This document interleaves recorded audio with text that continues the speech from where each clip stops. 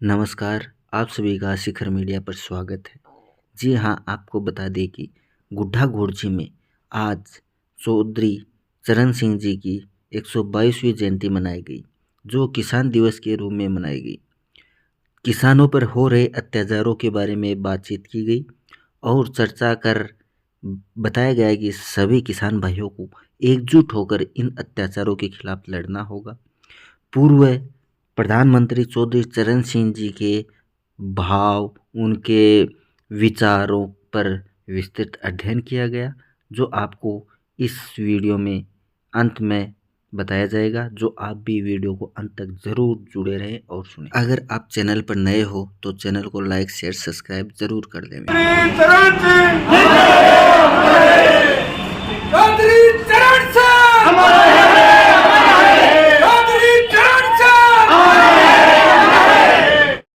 लेकिन देखो, minimum support price, न्यूनतम समर्थन मूल्य है, उसके लिए भी कितना स्ट्रगल कर रहा है। समझौते होने के बावजूद भी वो लागू नहीं हो रहा है। पॉलिटिक्स के अंदर दबाव समूह का बड़ा मतलब होता है। और दबाव कहाँ से बनता है?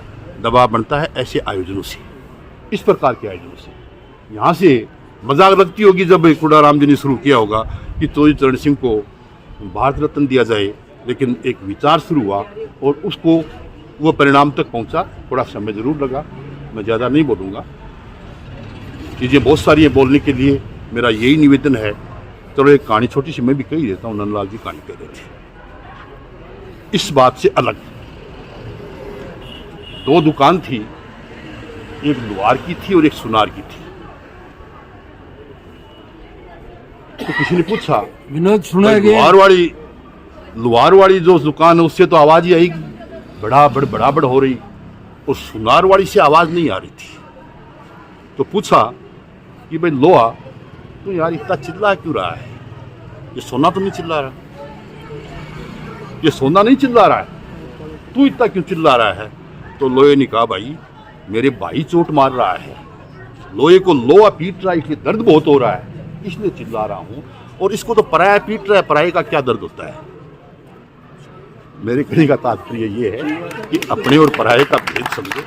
जहाँ जहाँ आयोजन हो रहे हैं, जिस जिस रूप में हो रहे हैं, वो सारे ही अपने हैं।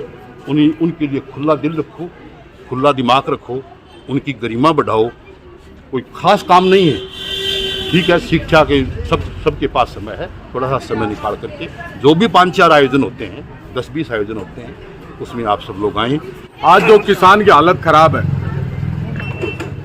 हम लोग संगठित हुए हैं उन्हीं बातों पर विचार किए जो किसान की हालात, माली हालत है। चाहे राम कुमार जी ने अभी बताया, एमएसपी का जिक्र किया। आज चाहे आपके ध्यान में होगा, 2 साल पहले हमारी सरसों को पाला मारा था, मात्र 10% किसानों का मुआवजा आया है। वर्तमान में एक नई ओट अभी जिले में शुरू हुई है। हमारे सबके खेतों में टावर लगाए जा रहे हैं। साथियों, एक छोटी सी बात बता दूं, 12 या 13 लाइनें आ रही हैं। बाड़मेर, जैसलमेर, बीकानेर, जालोर, इस एरिया के अंदर जमीन सस्ती है, बड़ा पूंजीवाद जमीन खरीद रहा है, सौर ऊर्जा के प्लांट लगा रहा है और हमारे खेतों से आएंगी। मिसाल के तौर पर किसी को देखना है तो हमारे दसरापुर और तारास के बीच में जाके देखो, लोगों के पूरे खेत रोक दिए गए। हमारे एरिया में यही हालत है। जिसके खेत से पहले लाइन चली गई उसको किसी प्रकार का मुआवजा नहीं दिया गया, और आज वर्तमान में जो लाइनें जा रही हैं उनका मुआवजा नहीं दिया जा रहा। हमारे केड के पास से जा रही एक लाइन को हमने रोक दिया है। जहाँ जहाँ भी जा रही, हम लोगों की जिम्मेवारी बढ़ती है। देखो, ये चाहें कि पूरा किसान एक साथ आ जाए, हम लोग जब तक इन बातों पर चर्चा नहीं करेंगे, ऐसे संगोष्ठी में बैठ करके, तब तक इनका समाधान होने वाला है नहीं। आज किसान की जो हालत की जा रही है, बिजली के बिल वापिस आने लग गए, हालात खराब हैं। 4 बजे किसान को बिजली दी जाती है, 7 बजे किसान लाइन नहीं पड़ सकता इस सर्दी के पाले में। वही बिजली 5 बजे दी जा सकती है जो 8 बजे लाइन बदल सकता है, या 3-3 घंटे की डबल पारियां बढ़ाई जा सकती हैं। 3 घंटे इस पारी को दो, 3 घंटे इस पारी को, 3 घंटे इस पारी को, 3 घंटे इस पारी को। हम लोग संगठित होंगे, ऐसी बातों पर विचार करेंगे, उनके बारे में संघर्ष होंगे। बिना संघर्ष के होगा, बिना संघर्ष के संघर्ष होगा, संघर्ष करना पड़ेगा। चौधरी साहब एक अच्छी विचारधारा थी, यही विचारधारा थी उनकी कि मेरा किसान खुशहाल हो, इसके खेत और खलिहान से रास्ता जाता। उनका ये कहने का कथन ये था कि आप जो राजनीति तय करते हो, वो आपके खेत और खलिहान से गुजरते हुए जाती है और वही तय करती है। आज देख लो हालात, रामकुमार जी सही बता रहे थे, एमएसपी के लिए क्या हालात है। यूपी के किसान इन्हीं पोलों की लाइनों के लिए 10 गुना मुआवजा मांग रहे हैं। हालात खराब हैं। सरकार कह रही है मार्केटिंग रेट के आधार पर डबल दिया जाएगा, लाइन के नीचे का 30% दिया जाएगा। किसी भी किसान को मार्केटिंग रेट के ऊपर ना कोई एसडीएम बैठ करके तय करता, ना कोई कलेक्टर बैठ करके तय करता है। किसी भी किसान के साथ आज तक बता दो रेटें तय की हो तो हमारी जमीन को रोने पौने भाव में, और हम 1 फुट के लिए पड़ोसी भाई से लड़ पड़ते हैं, लेकिन हराम के लाइनें जा रही हैं हमारी। मतलब काम होंगे, हम नहीं चाहते देश के विकास के काम रुके, लेकिन काम हो, लेकिन उसका तो उचित दर है। अब मेरे खेत के पास एक सड़क के ऊपर पोल लग गया। अब बाप बताओ, जो 10 लाख रुपए आज वर्तमान में बीघा की जमीन है, उस आदमी को कह रहे हैं 17,000 रुपए देंगे तेरे को। अब वो अकेला आदमी नहीं लड़ सकता। इसलिए हमारी जिम्मेवारी बनती है कि जो भी बात जायज हो, जो बात किसान के हित में और सबके काम में आने वाले, उसके लिए हमें संगठित होकर के संघर्ष करने चाहिए।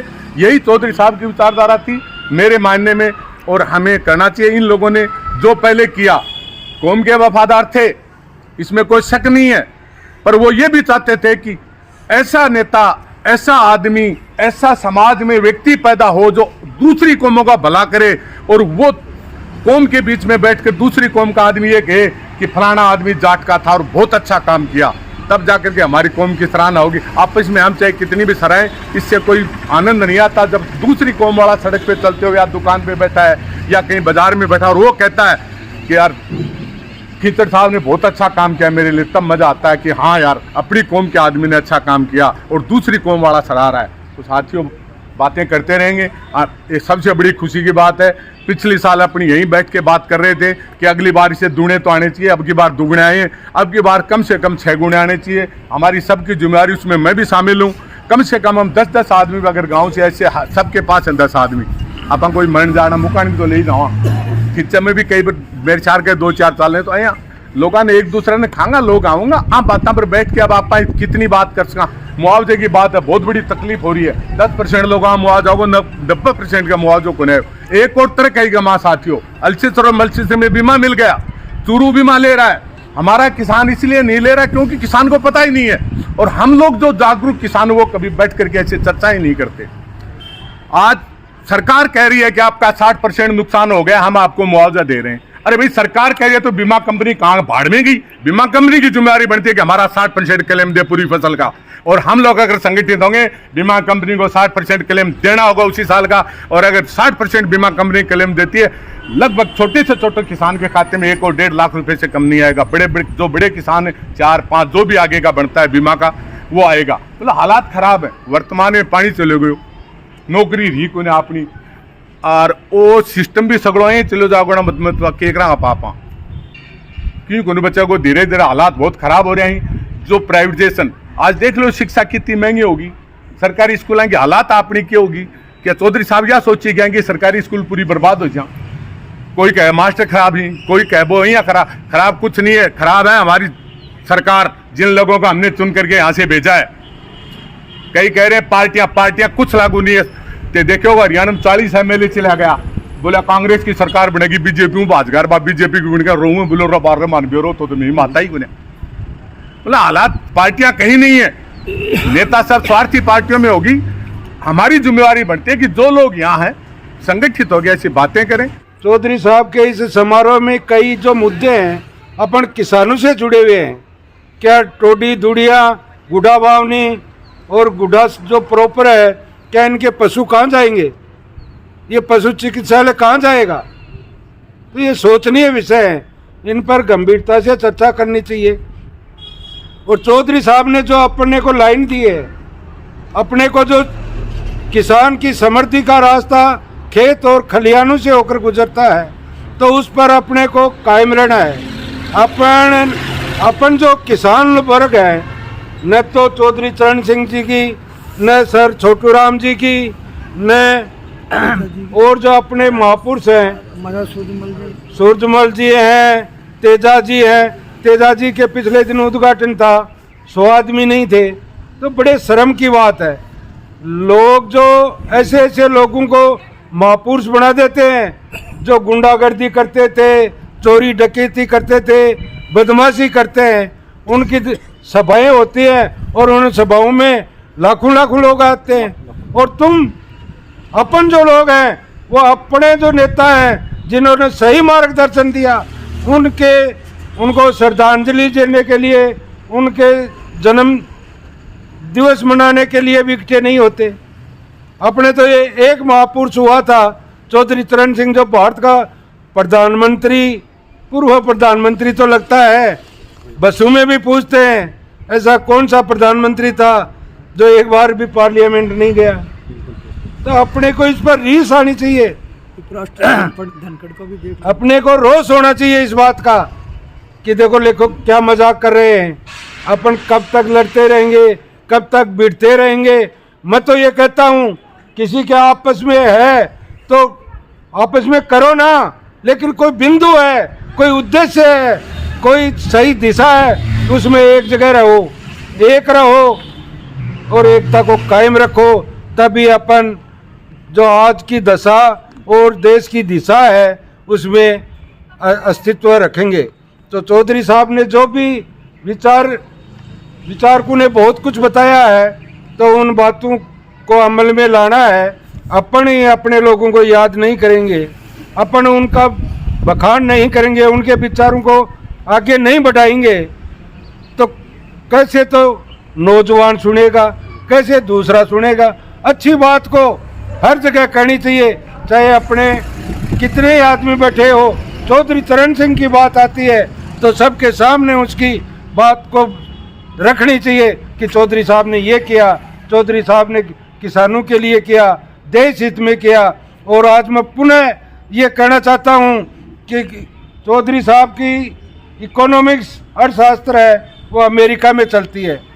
तो आज अपन सब ये मांग करते हैं भारत सरकार से कि जो शैक्षिक पाठ्यक्रम है उसमें चौधरी चरण सिंह की अर्थशास्त्र पाठ्यक्रम में शामिल की जाए।